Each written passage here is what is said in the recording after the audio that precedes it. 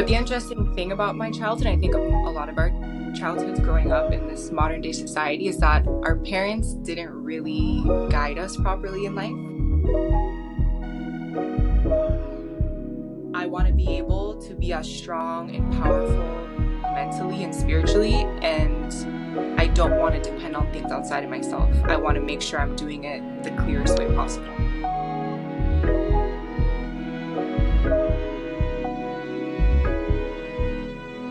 What up, y'all? Welcome back to another episode of the Pretty Girl Progression Podcast. I am your girl, Sherelle. If you are new here, welcome. I hope you stay.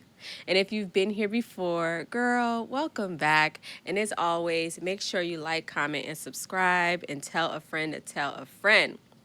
Now, ladies, I have created something super dope for you, which is my free ebook. It is 10 tips to personal development. We talk a little bit about grounding, self-love, and all the things in between. You can pick that up, again, free ebook at www.prettygirlprogression.com today. And we also have the daily devotional. 30 days of affirmation, biblical verses, and a personal message from me to you. So you can grab that as well, and just to help you with your personal growth journey. Now, all that being said, I have an extremely special guest. Now, not only is she a holistic wellness guide, she is a Jill of all trades. She is from Miami, Florida. And I just wanted to bring you guys someone who can talk about a little bit of meditation and more self-growth practices. Y'all give it up for my good friend, Selena. Hi, everyone. Welcome. It's a Selena? pleasure to be here. Can you hear me? I can hear you perfectly fine. So for the people who don't know you, how would you describe yourself? That's a good question. Well, I would say first that I am very much a spiritual being, and I'm someone who's always changing. So at times I don't really like to define myself, but the things that I do offer is herbalism. I'm an herbalist, so I make herbal tea blends, I teach yoga, I trade crypto, and I travel a lot. I very much just listen to my soul. I do a lot of different things, but it's always in alignment with where I'm at that current point in time. For sure. And this is why I've been waiting to sit down and talk to you, because I've been going through a lot of different new journeys, awakening, and I feel like you'd be the perfect person to talk about. So first and foremost, tell us about your childhood. Me and Selena met through your brother, and he was doing real estate, and I wanted to learn wholesale real estate and all the things in between. And I think I went over y'all house, and you were like mixing up a concoction. So I feel like that was the first time I met you. But tell us a little bit about your childhood and, where you come from. The first time we met was actually at a party, and I was bartending at the party. That was the first time with Lexi, maybe. Yeah. Why do So I feel like I was- I've lived a few lives in this lifetime so far. I used to be a party girl bartender, and then spiritual awakening, and now on a completely different path. But my childhood, I would say I had a pretty calm, peaceful childhood. I grew up in Miami. I had both parents, thank God.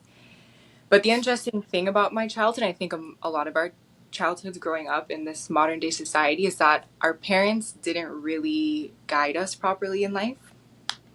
They really just gave us the bare minimum, if even that.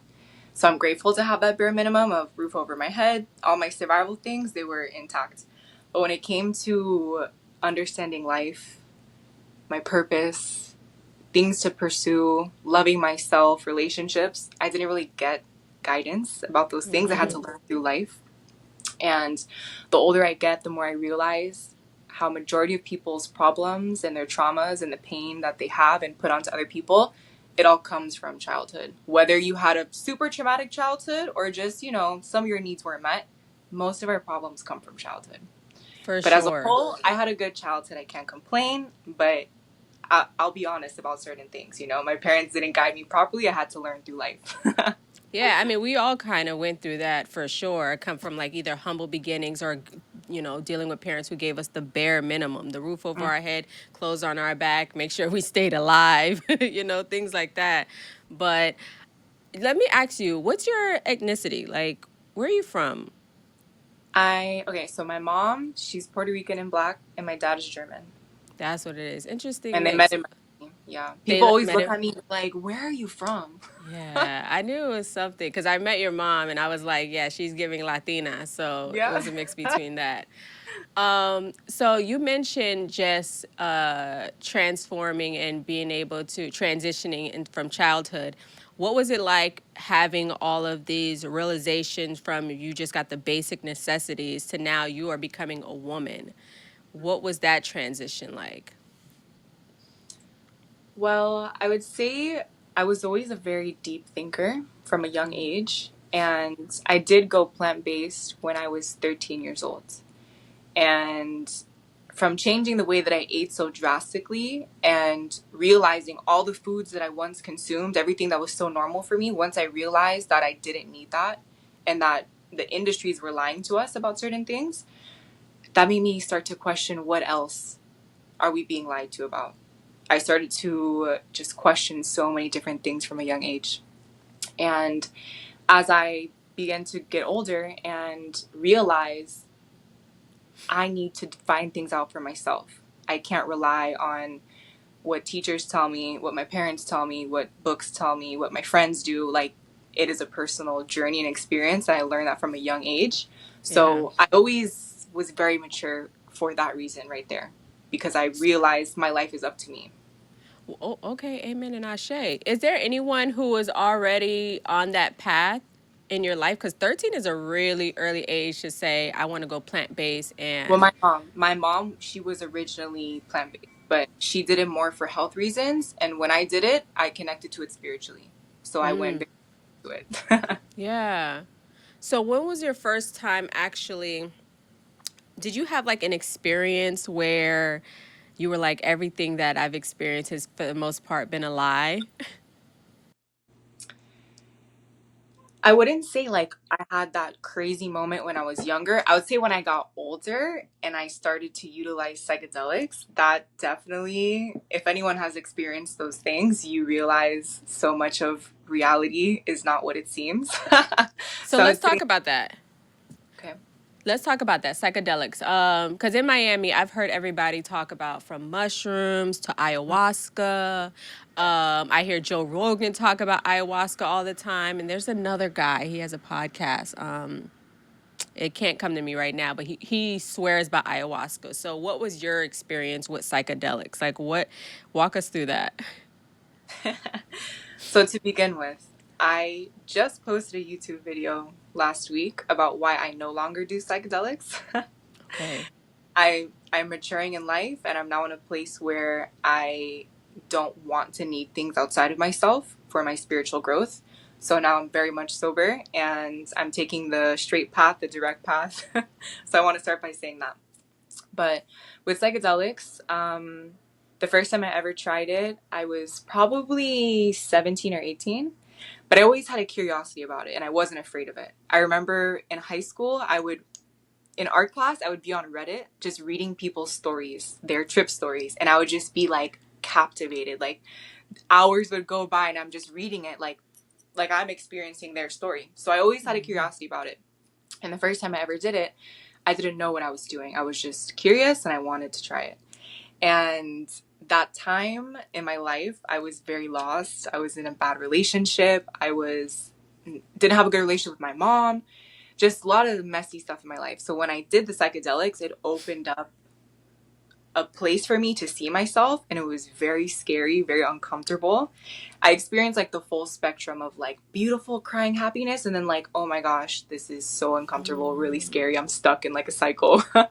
And then fast forward a year later, once my spiritual journey initiated very clearly, I decided to do mushrooms again with a very strong intention of healing. And I wanted to be shown something bigger than myself. And that trip was one of the most profound experiences of my life because I was so ready. I was so intentional. 2 weeks prior to that, I was already fasting and meditating and already beginning to do the shadow work and just preparing myself to receive whatever needed to come through. And because I was so ready and open, a lot came through. Yeah. Interesting. So I did mushrooms before. The first time I did mushrooms, um man, I feel like I just kind of stumbled on it because, at the time, me and my boyfriend met another couple that he's good friends with, and they was like, yo, let's wake up super early and go watch the sunrise. And I was like, okay. But they were like, you have to drink this tea, and it was mushroom. It was the most disgusting Does not shit taste good. I ever had. But I thought to myself, oh, when things taste bad, it's normally good for you, but Hmm. disgusting. I didn't finish the whole thing.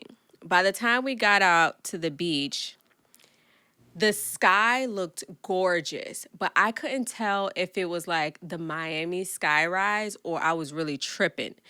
They seemed like they were in their own little world. The next time I tried it was like years later.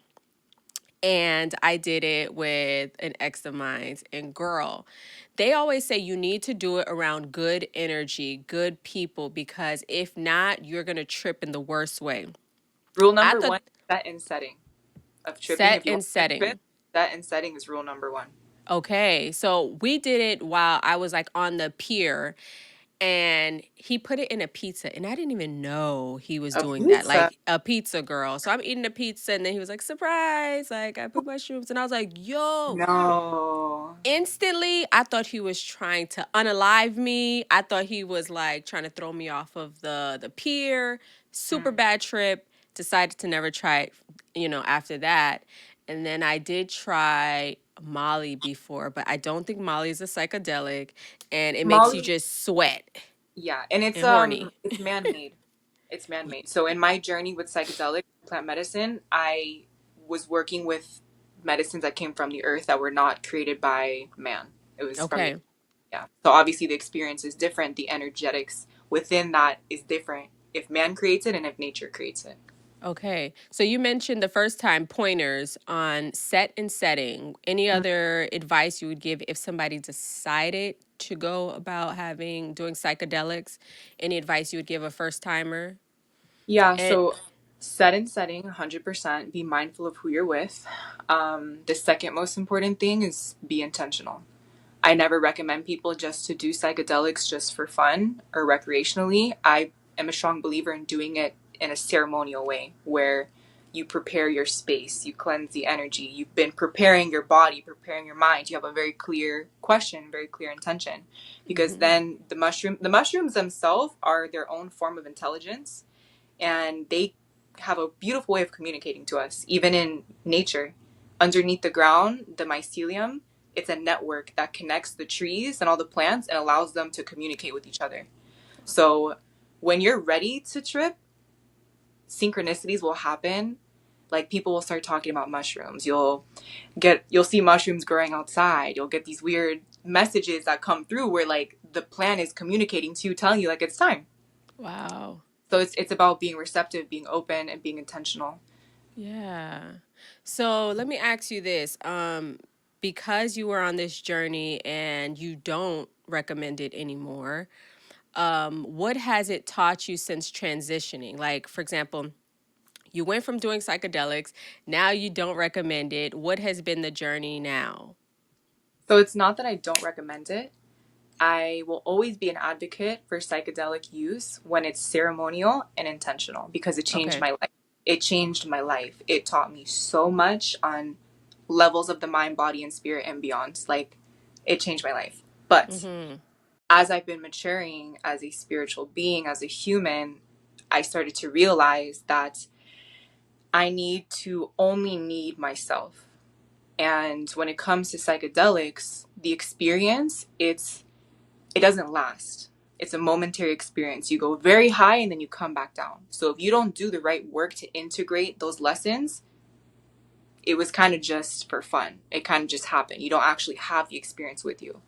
When you choose to go more down the path of being sober, doing very deep self-reflection, meditation, allowing the slower process of self-realization to happen, you're actually cultivating that yourself. You're doing the work yourself. You're not using something outside of you. So you are gaining that energy. You are going to be able to keep that with you because you're the one that's becoming it. Yeah. So now I'm realizing I want to be able to be as strong and powerful mentally and spiritually, and I don't want to depend on things outside of myself. I want to make sure I'm doing it the clearest way possible. For sure. I always talk about grounding and just doing your personal work. So you Mhm. also mentioned like your shadow work. For someone who has no idea what, mirror work is or shadow work or grounding, how would you explain that? Well, I like that you said the word grounding, because that's another reason why I'm sober, is to come back down to earth, to be Mm-hmm. fully present and in my body. And for a lot of us, that is where our healing work begins, is through coming back to our body. So many of us are so in the future, so in the past, moving so fast in these societies and big cities that we live in, that we're Mm-hmm. never actually present in our body. We're never actually aware of what we're really thinking and feeling. Our breath is all over the place, our thoughts are all over the place. So grounding is a huge part of this path. Yeah. And when you want to begin to heal, you have to begin to be mindful, be present, slow down, just be in tune with your breath. Take a moment to pause and look around. That's literally where so many questions and answers will come to you, is just from slowing down. And for someone that has never heard of shadow work or is unfamiliar with it, I would explain it in the way of, so we have a conscious mind and a subconscious mind. Yes. Our daily actions that we go about doing, when we wake up, we go to work, we eat, we sleep, 95% of those actions are coming from our subconscious mind. So it's below our awareness. We're just doing it. Like me Mm-hmm. talking right now, it's mostly coming from my subconscious mind. I'm consciously aware of what I'm saying, but like my gestures and my mouth moving, it's subconscious. Only 5% of what we do and say, we're consciously aware of. So in daily life, these personalities that we've created, they're an accumulation of what we went through as a kid, as a teenager, what we watched on TV, the food that we consume, the music we listen to, the trauma we've been through, the relationships we've had, all the life experiences from, especially from ages 1 to 7, is what creates our subconscious mind. So if you just go about your life on autopilot, focused on pleasure, desire, the outside world, you never really know your true self. Shadow work is the pathway to coming home to your true self and realizing all of the personality traits and the blockages that we've created that block us from our light self, our true Wow. self, our inner self, our soul. And Yeah. the thing with shadow work, a lot of people are scared of it because they don't want to open up that closet of skeletons. But it's a funny thing when they say you can either suffer and stay the same or suffer and grow. Mm-hmm. You know what Ooh. Yeah. I That's like when they say pick your heart, right? Exactly. you know? Exactly. Oh my goodness. So you even posted something about decoding the victim mentality. And I thought that was super interesting. What do you mean by that? Decoding the victim mentality. So I feel for a lot of us, our biggest struggle is blame.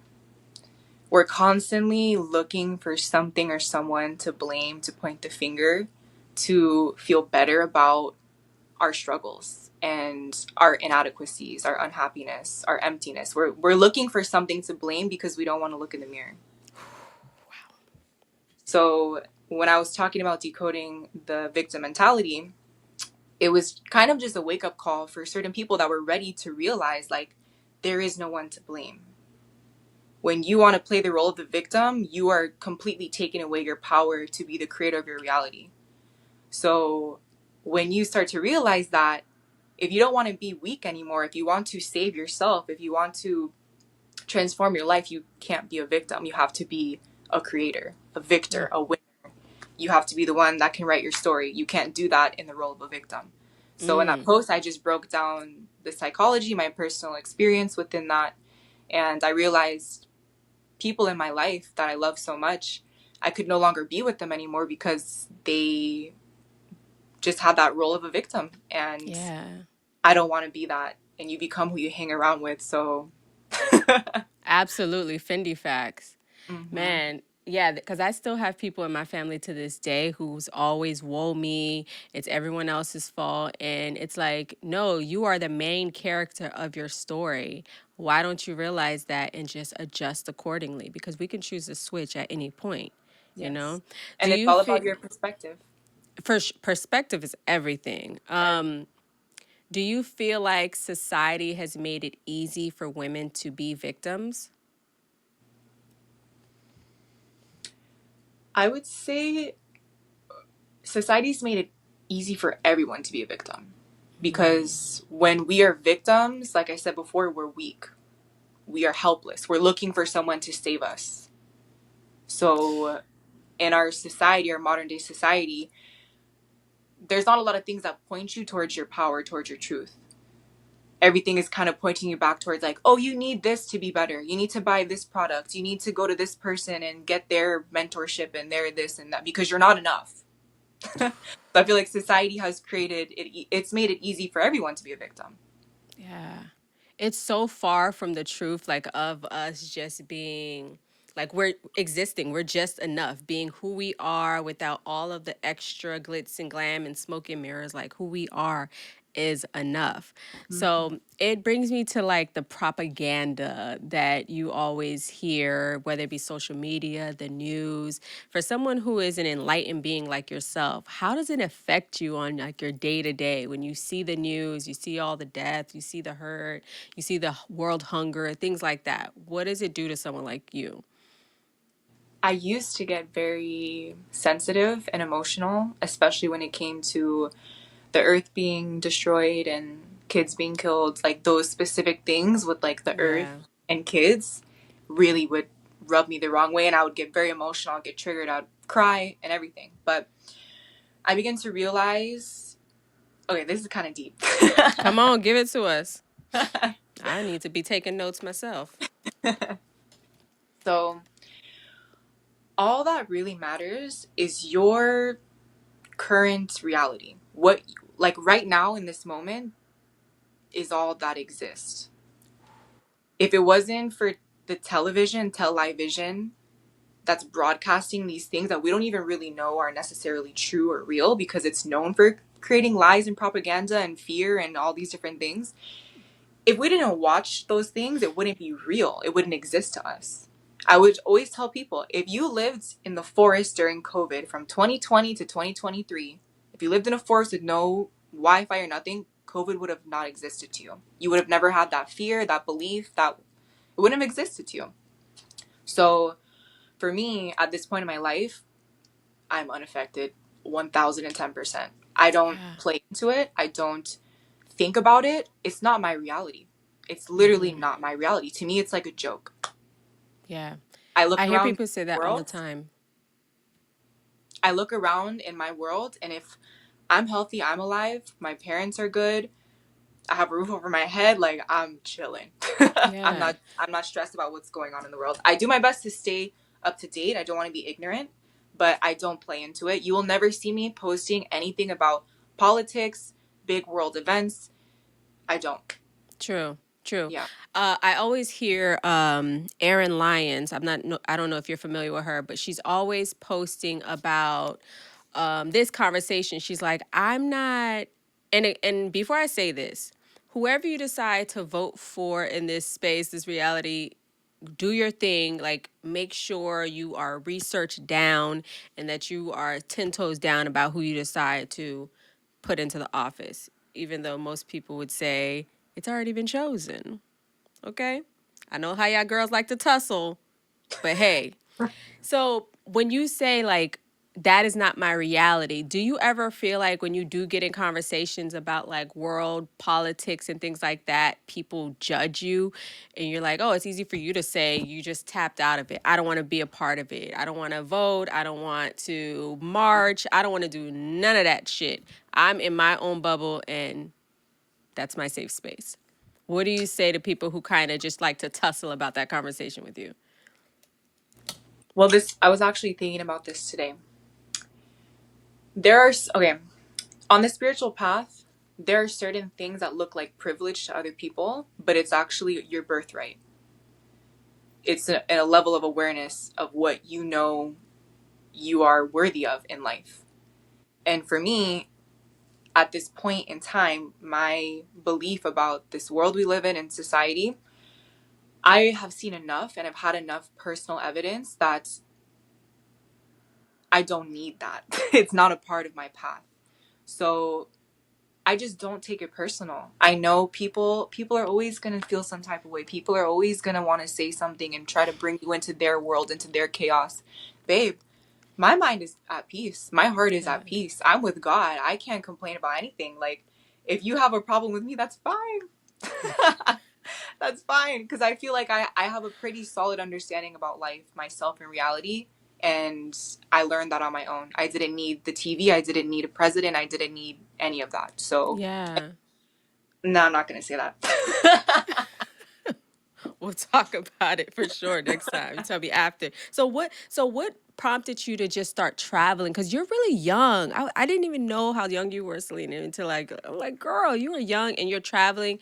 You were all up in Asia. You were getting your Zen on. You were trying new, herbs and different things. Like, what prompted that? What led, and was it expensive to travel at your age? Give us the tea on all of it. Okay, I'll spill the tea. So, what brought me to Asia? I was dating somebody. Okay. So, he brought me out there. Then we broke up. We were already a toxic relationship, but you just can't let go, so you just keep dragging it on. So I Correct. went on to Asia. Mm-hmm. And we ended up breaking up out there. And I was like, what better place to break up? Now I can just travel and like heal and be in my eat, pray, love era.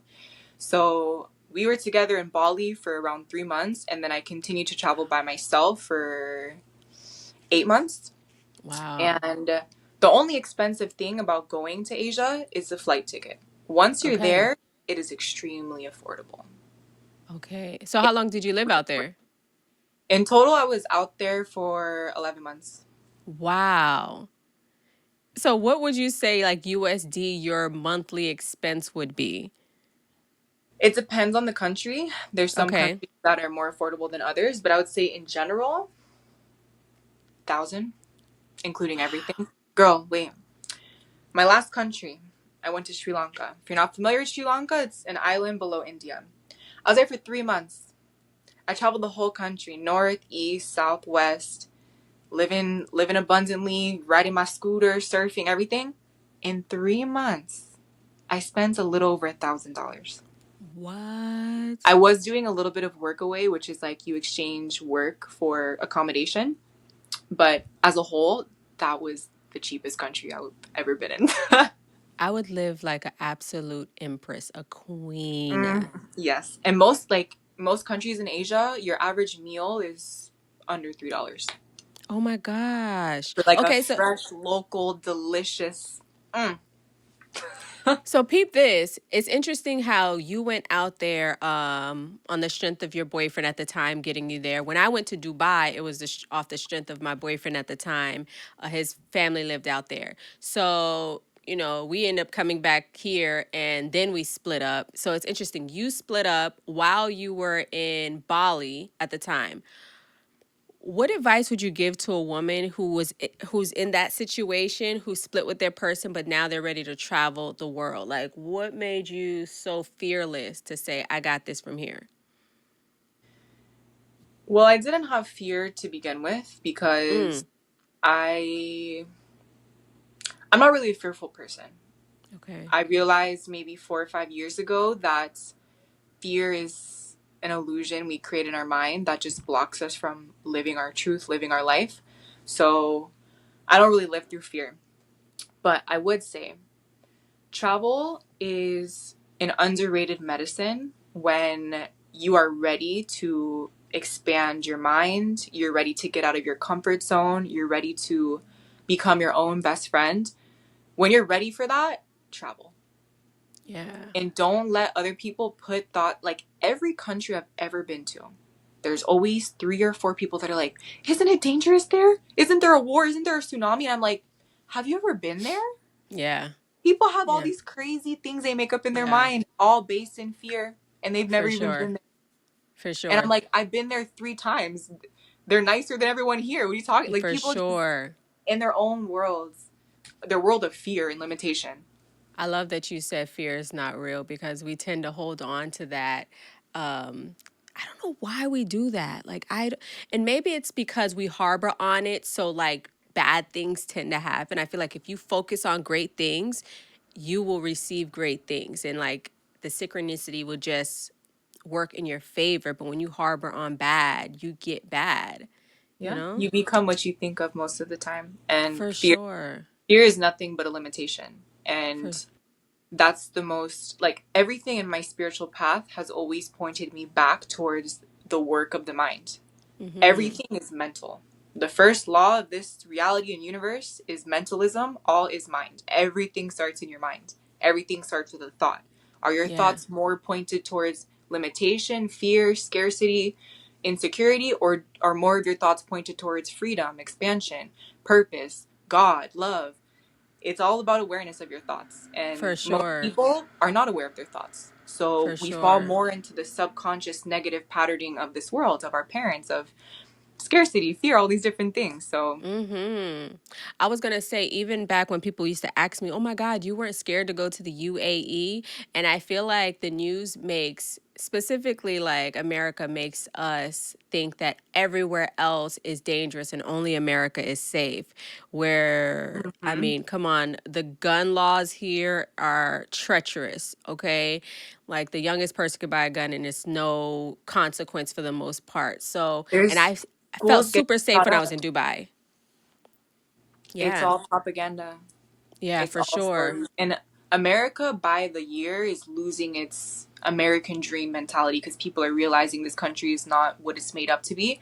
I'm Yeah, grateful to be an American citizen for all the for freedom that sure. I have, A but 100%. you have to call it like it is. Our Yeah. country's messed up. Yeah, for sure. Let me ask you, so during this whole time of you being able to travel and see new things, how was your holistic business? How are you able to keep that going, or did you keep that going? Yeah, so unfortunately, that's one of the life lessons I had to learn. When I got into that relationship, I we initially were living in LA. So I left my business, left the community I built, left my friends, my family, and I just went and I lived with him. So we were together for 2 years. So for those 2 years, like, I let go of my purpose, my path, my Mm, form of income. Like, I was dependent on him. He took care of me financially. And that's kind of already a red flag in a relationship of when the dynamic becomes dependency, especially when the man, like, creates it that way. So I put my business to the side, unfortunately. So when I came back from traveling, I went through one of the hardest times of my life. I went through a very intense ego death, mm-hmm. and I came back to nothing. I had no income, no job, no, my business was not thriving. I had no community, no friend, like, literally nothing. So I had to go through that very intense death and rebirth process of coming back to myself after those 2 years of being with him, and unfortunately being drained by him, and, like, it wasn't the healthiest relationship. So I had to go through that process, and I'm so grateful to be back to myself. Okay. Amen. When people don't, for the first time viewer who doesn't know what death of the ego is, can you explain to them what that is or what that looks like?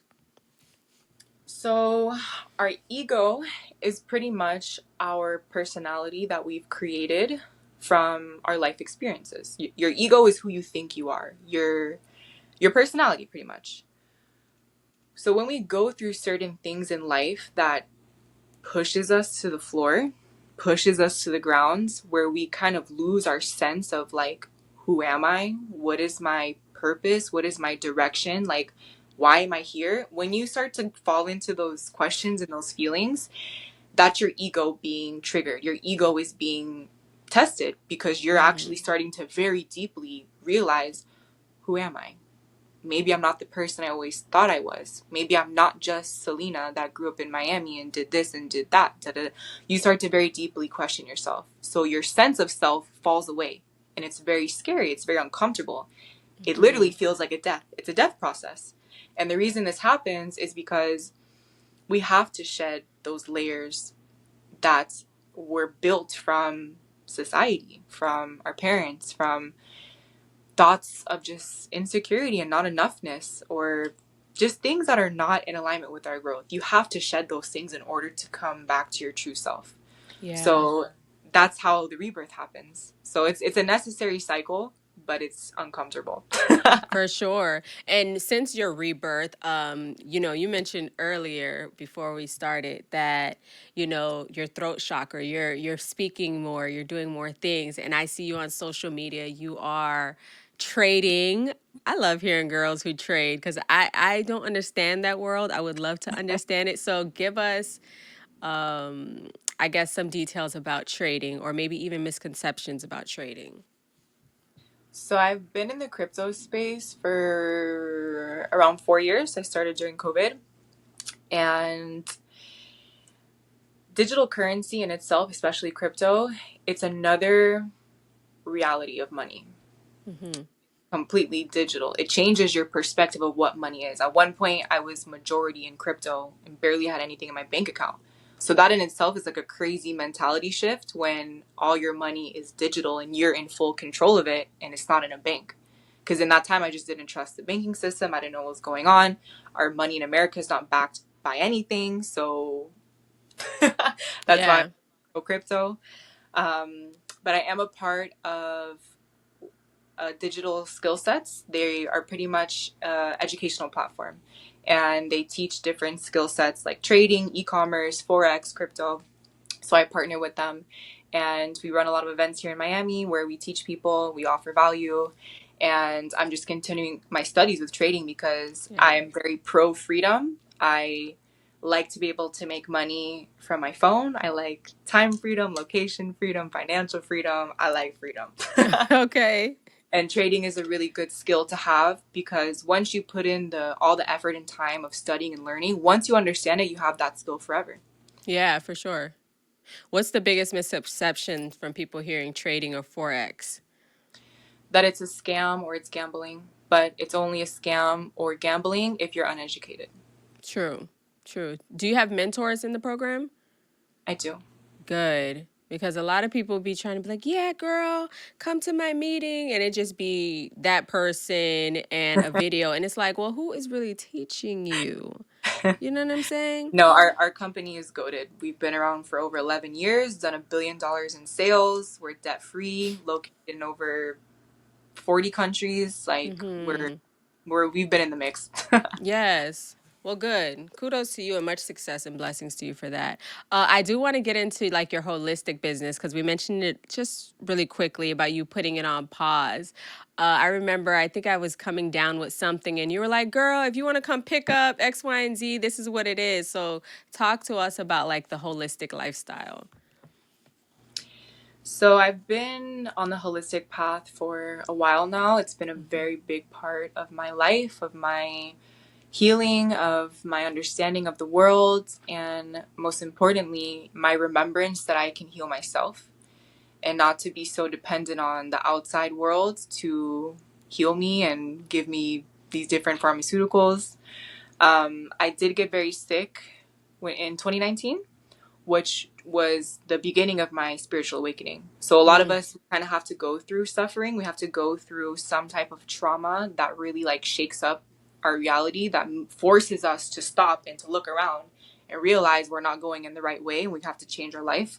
So from that sickness is what brought me very deep into self-healing mm, and utilizing these modalities of herbal medicine, fasting, detoxification, breath work, plant medicine, sunlight, all these different natural modalities yeah. that our ancestors have used. That's ultimately what it is. It's the original way of healing.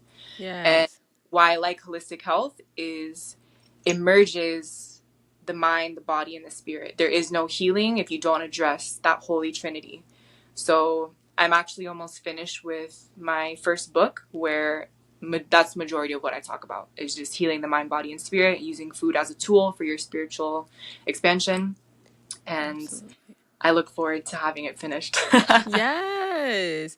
Girl, I love the holistic way. I could do so much better. You know, if people don't know, my goal, my dream in life is to have 50 acres of land, surrounded by a community that's putting in the sweat equity to get, you know, the shelter built, the garden built. But I've had strep throat since I was like 18 years old. So I'm in my late 30s now.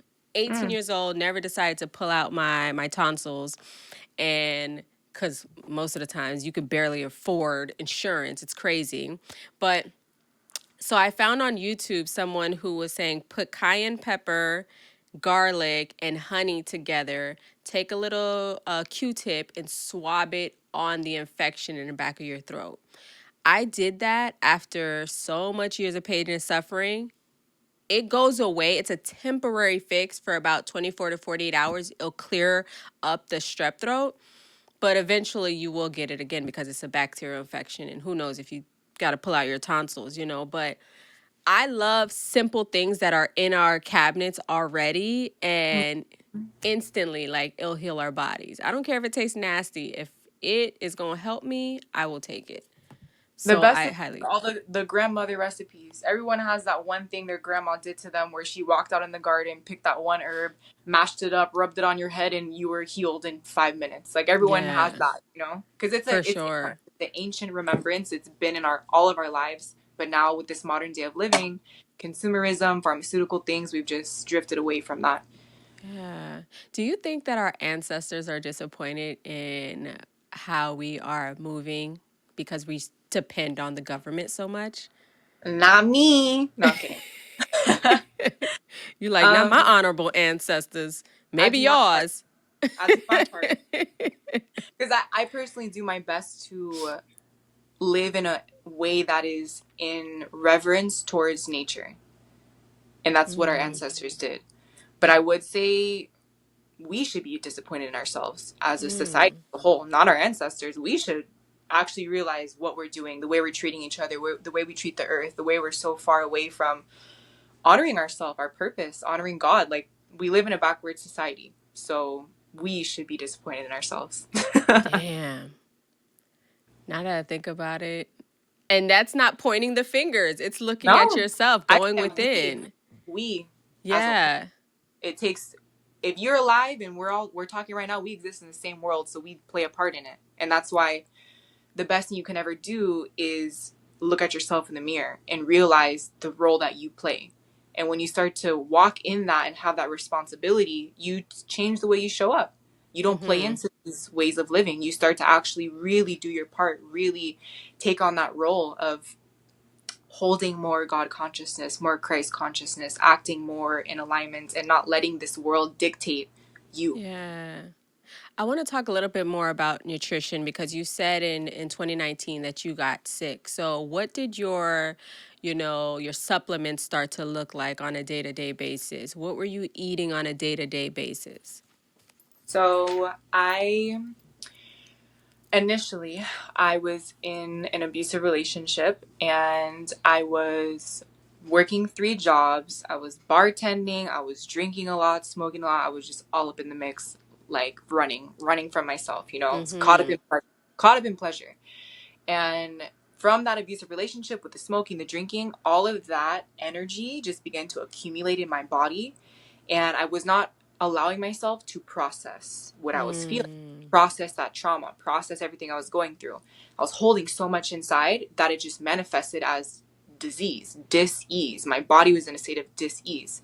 And I developed psoriasis, which is a chronic autoimmune skin disease. So I had full body within 2-3 weeks. It started as like a little rash on my leg and it just went full body.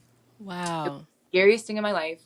No dermatologist could help me. At first, I didn't even know what it was.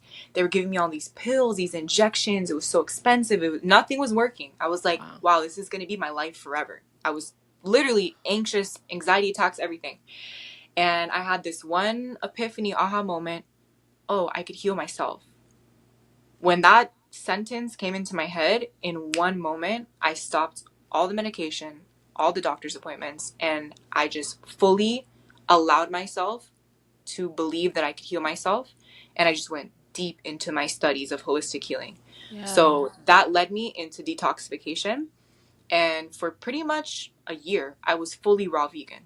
I did not eat any cooked food, fully raw, eating majority fruit, doing a lot of breath work, a lot of fasting, spending most of my time in nature, and just completely like re-regulating my nervous system and like letting go of so much healing. Like it was a very deep transformative time in my life.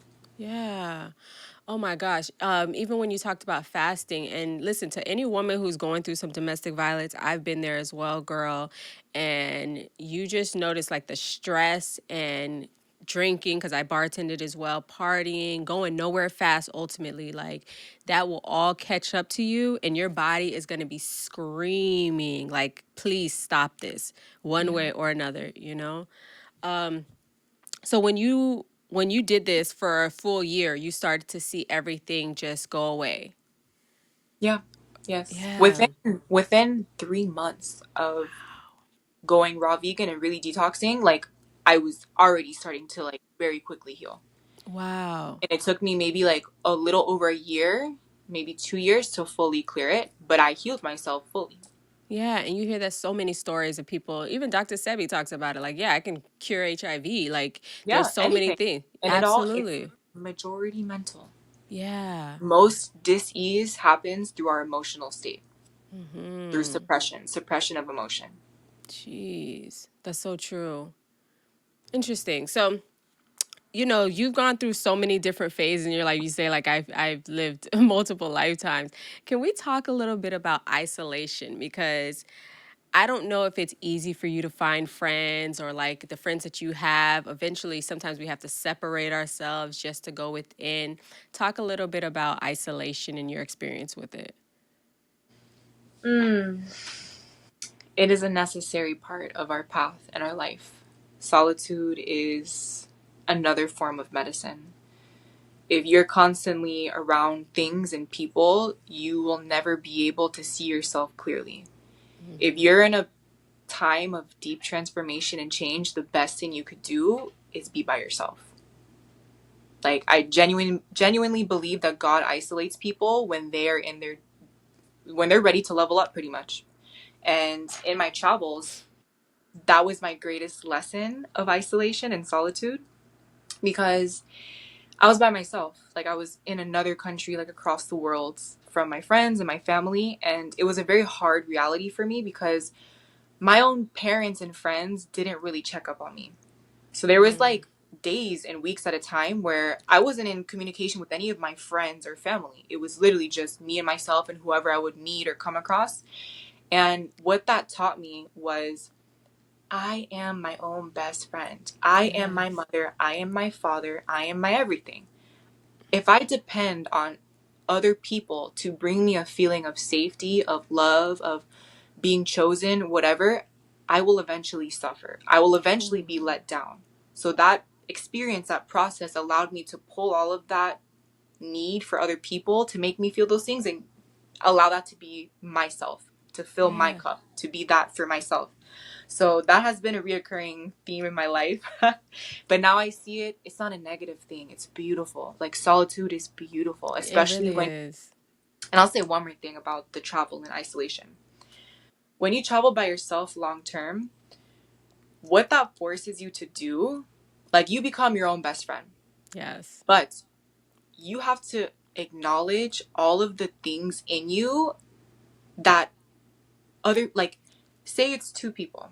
Hmm. When you're traveling with two people together, you start to get annoyed because you start to realize, like, their negative traits and that they're this and they're that. That happens when you hang out by yourself. You start to realize all the ways that you're not that fun to be around all the time. When you start having all these negative thoughts and you're doing things that don't make you feel good, or you're complaining or unhappy, you start to realize, like, dang, I'm not that fun all the time, or I'm not that good of a vibe, or da da da da da. So Damn. you have to become a better version of yourself in order to be with yourself and enjoy it. Yeah, girl, ain't that the truth? And it's funny because y'all should know Jesus did isolate himself for 40 days and 40 nights so he could be able to collect his thoughts and make things Yes. happen. So isolation is your best friend at times. It's definitely going to push you and fall in love with yourself. And I love what you said about like you start to look at yourself and be like, dang, I'm not that fun. I am kind of annoying. I do have these weird habits, you know? Wow, Or why girl. why am I thinking so much about things that don't matter? Like you become very aware and consumed with your thoughts because you're with yourself 24/7. So you don't have the other Mm-hmm. person to be talking to and distracting yourself. So you start to realize like how uncomfortable it is when you're not in control of your thoughts and you're just thinking about negative stuff, and so you start to really have to refine yourself. For sure. Oh, one more thing about fasting. Do you Mhm. fast because you're fasting just for the food, or is it really a spiritual fast? Like, in the church, they say you need to separate and fast and sacrifice the food that you're eating and just stay in prayer. Is that what your fast is for, or is it something different? As I said before, with holistic practices, it is a mind, body, spirit thing. But for majority of the time of me fasting, it was mainly for my mental discipline. And like I said, with psychedelics, with everything, it's I don't want to have to need things. I don't want to be controlled by food. I used to have a not the best relationship with food, and through fasting, it allowed me to remove that like unhealthy attachment, Mm-hmm. and I just became much more in control of myself. So I would say it was deeply spiritual for me. Fasting was deeply spiritual. I would use that time of fasting to just be in solitude, to meditate, to self reflect, to let go of my bad habits, to pray. But then again, it's healing my body, Mm-hmm. it's healing my mind. It's all Mm-hmm. very connected, especially when you're aware and intentional for it being healing for the mind, body, and spirit. For sure. And where could people learn more about holistic tips? Um, I would say it kind of depends. There's so much within the world of holistic health. So I would Mm-hmm. say you get a little bit more niche on a specific topic you want to learn about, and then just get some books, watch YouTube videos. We have YouTube University. I'm very much self-taught just from having Yes. curiosity and doing the studies and looking up stuff, watching videos. You can always follow me. I post a lot of informational things about holistic health, and also my book is going to be very dense with information of holistic health. So Cannot wait for that. Who's your biggest holistic teacher? Who was your biggest holistic teacher? let's see. There's this one man, his name is Dr. Robert Morse, and he was very deep into using fruit for healing, Mm, especially for disease and cancer. And he's an herbalist as well. And I always just resonated with his information because he's very much holistic. Like he speaks a lot about the mind, about our limiting beliefs and emotions, but then he also has that very deep education when it comes to just detoxing the body and cleansing the organ system, using herbs, using fruit. And I learned a lot from him, but I would say my greatest teacher has just been myself and nature. yeah, 100%. I wanted to ask, okay, so now that you have gone from a youngin to a young woman, you've traveled, you've experienced, unfortunately, domestic violence, you healed your body. What is next for Selena? So much. Yes. Right now, I am in the phase of really stepping into my definite major purpose in life. Mm-hmm. I've been coming home to myself in affirming and knowing the power that I hold in just standing in my truth, Mm-hmm. sharing my truth, understanding that I've done a lot of work on myself, which then allows me to help guide other people that are ready and willing to heal themselves and to free Yeah. themselves. So right now I'm just in the process of like, I'm just very inspired. I'm very fired up to create and to share after being inward for so long. And I feel like Yeah. I'm really being called to step up to the plate of just allowing myself to be seen and Yeah. using my voice, using whatever I feel inspired to do. So I'm just in the season of creation right now. Yeah. When does the book come out? When are you expecting it to come out? I have it written down to be done by September 31st. Yes. So if I stay accountable, it should be ready by then. Yeah. So the next time you come on the platform, we can be able to talk about your book for sure. Yes. Um, okay, I have like two more questions. Okay. What Really does quickly though, my mhm. phone is on 10%. Okay, we'll be Right? out of there. Okay. Real quick, what does pretty girl progression mean to you when you hear it? Pretty girl progression. That makes me feel like the evolution of the divine feminine in just reclaiming the power of divinity of being a woman and just standing in that aura, that presence, that power of being a creator, having a womb, just standing in that goddess energy. And when we do that, we evolve into our highest self, into our truest self. We stand as a beacon of light and guidance for other women. And that just starts with choosing yourself. Amen and ashe. Last question. What advice would you give to any woman who is on this self-growth journey, who doesn't really have the support, but they feel called to just continue to grow and be better? What advice would you give them? The best advice I could give is pray. Just pray. Pray, go to nature, and believe in yourself. And when you're having your negative thoughts of doubt, of fear, of you're not enough, don't listen to that. Wherever you, like, be mindful of where you're placing your attention and your thoughts. Make sure majority of your thoughts are progressive, are moving you towards positivity, towards bringing your dreams into reality, towards loving yourself. That's the best place to start in your mind. Yes, and so it is. I agree absolutely. Selena, it's been a pleasure being able to sit down and talk to you. I know we're going to have another conversation because I want to talk about like the dark side of a lot of things too, and I want to hear your insight. So we'll do that next time. But where can the people find you, support you, and all that jazz?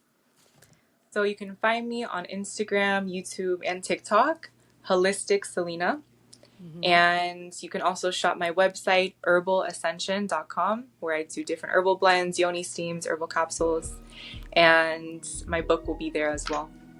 Yes, you guys give it up a virtual clap for Selena. And Thank you on for that. having me. Absolutely. You are welcome back anytime. And if you again are new here, make sure you go to prettygirlprogression.com and you can tap into the 30-day devotional or the journals. And until next time, Queen, love yourself.